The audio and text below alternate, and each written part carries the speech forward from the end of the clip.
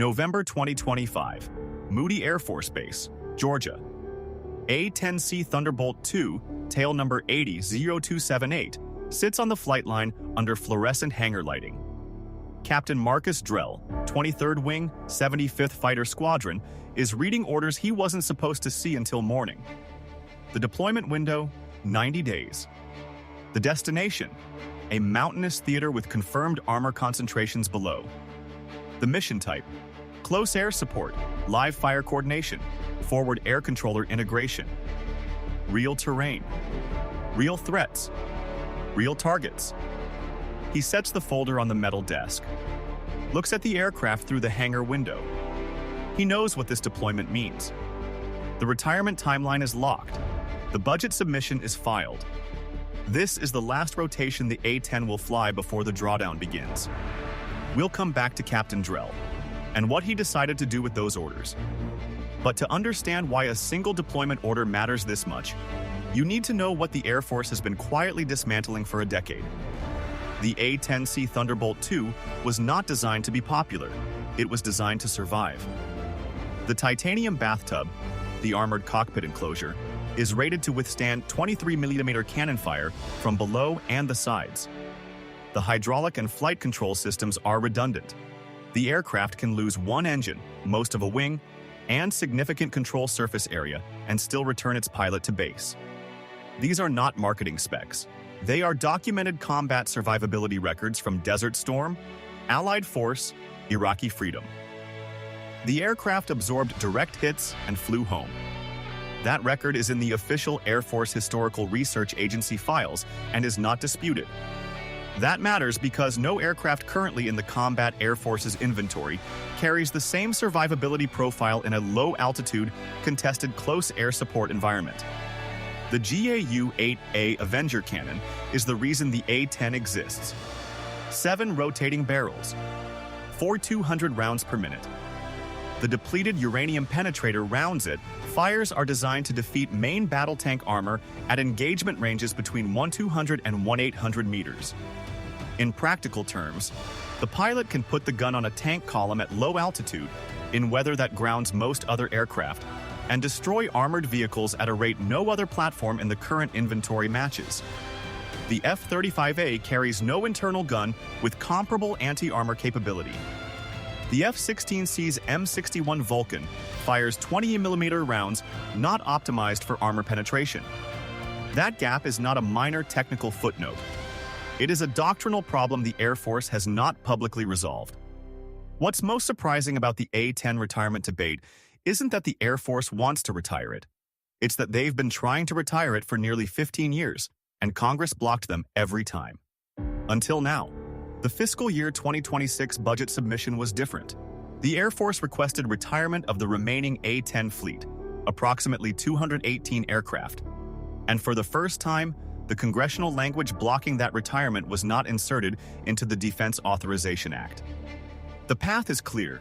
The retirement cycle begins in 2026 and completes by 2029, according to the Combat Air Force's own modernization roadmap submitted to the House Armed Services Committee in March 2026. Here's the part that doesn't add up. The Air Force is retiring the A-10 before its designated replacement has demonstrated equivalent close air support capability at scale. The F-35A is the stated replacement for the CAS mission, but the RAND Corporation's 2024 assessment of close air support capability gaps, submitted to the Secretary of Defense's office, found that the F-35A's loiter time over a contested target area is significantly shorter than the A-10's.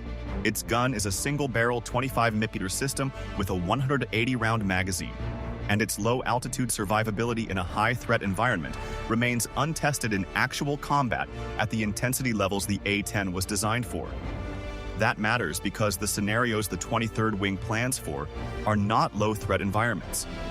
The terrain profiles in the unit's training syllabus involve mountainous ground, mobile armor, and adversary air defense systems that operate at altitudes where the A-10 was built to work and the F-35A was not optimized to linger. The retirement math the Air Force is running looks like this.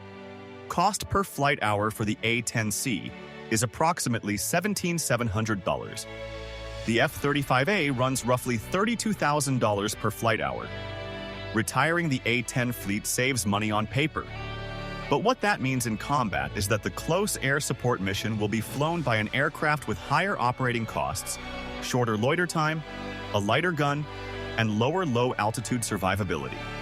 In a role that demands exactly the characteristics the A-10 was engineered to provide. We spent considerable time with the Congressional testimony record on this. One detail that stuck. In 2023 testimony before the Senate Armed Services Committee, Air Force Chief of Staff General David Alvin stated that the service is confident the F-35A and F-16C can absorb the CAS mission. He did not cite a comparative survivability analysis. He did not address the gun gap.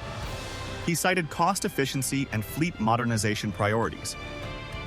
Most people assume the Air Force knows something the critics don't, that there's classified analysis showing the F-35A performs adequately in the A-10's role.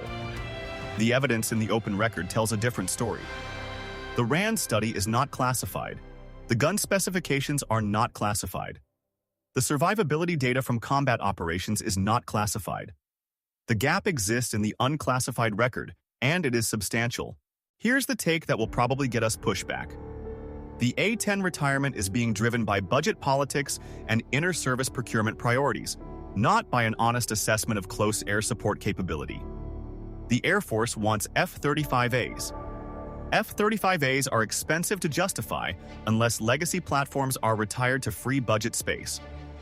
The A-10 is the platform being sacrificed to make the F-35 numbers work, and the close air support community, the forward air controllers, the ground force commanders, the infantry who call for fire, they are not the primary constituency in that decision. What do you think? Sound modernization or procurement politics? Drop your assessment in the comments. Subscribe now. Next week, we're breaking down the full F-35A close air support capability assessment, what the test record actually shows, and where the gaps are documented. In October 2025, the 23rd Wing executed a close air support training exercise at Fort Stewart, Georgia, in coordination with the 3rd Infantry Division. The exercise included simulated armor columns, forward air controllers on the ground, and A-10Cs flying live-fire gun runs against instrumented target arrays. The results were documented in the post-exercise report filed with Air Combat Command. Gun employment at low altitude, in degraded weather, with ground coordination, the A-10 performed within established parameters. The ground commander's assessments were positive. The aircraft did what it was built to do. 3 months later, the retirement paperwork advanced. The exercise results did not change the timeline. What that means in combat: if a peer adversary deploys armor in mountainous terrain, the scenario NATO planners have been wargaming since 2022. The aircraft assigned to the CAS role will be F-16Cs and F-35As, operating outside their optimal performance envelope at low altitude, with shorter loiter, lighter armament, and less survivability. The infantry below will be calling for fire from platforms their predecessors never had to rely on for this mission. The 23rd Wing knows this. The forward air controllers who have worked with the A-10 know this. The defense analyst community that has read the RAND assessments knows this. What's remarkable is how clearly the gap is documented in unclassified sources, and how little that documentation has altered the retirement schedule. If you've ever been in a situation where the decision was made before the analysis was finished, that dynamic, applied to a capability ground forces have relied on for 50 years. The implications extend beyond the A-10. The retirement sets a precedent. That cost efficiency and fleet modernization can override documented capability gaps in a contested mission area. If that logic holds, the next platform review will apply the same framework. The question isn't which aircraft follows the A-10 out of the inventory. The question is whether the doctrinal gap it leaves will be acknowledged before the next conflict requires filling it. November 2025. Moody Air Force Base. Captain Drell reads the deployment orders a second time. The destination, the mission type, the timeline. He signs the acknowledgement form. The 75th Fighter Squadron will execute the rotation. 90 days. The last overseas combat training deployment before the retirement cycle locks in. The aircraft performed. The doctrine held. The pilots returned. The retirement timeline did not move. The Air Force will retire the A-10 by 2029. The decision is made. The pilots who flew it know what the unclassified data doesn't fully capture. The question now is not whether the gap is real. The question is whether it will be acknowledged before the scenario that requires an aircraft the Air Force no longer has. Will the F-35A fill the close air support role adequately when the A-10 is gone? Comment yes or no. We read everyone. If you want the full capability comparison, F-35A versus A-10C in the CAS role using the open source test record, that breakdown is next week. Subscribe so you don't miss it.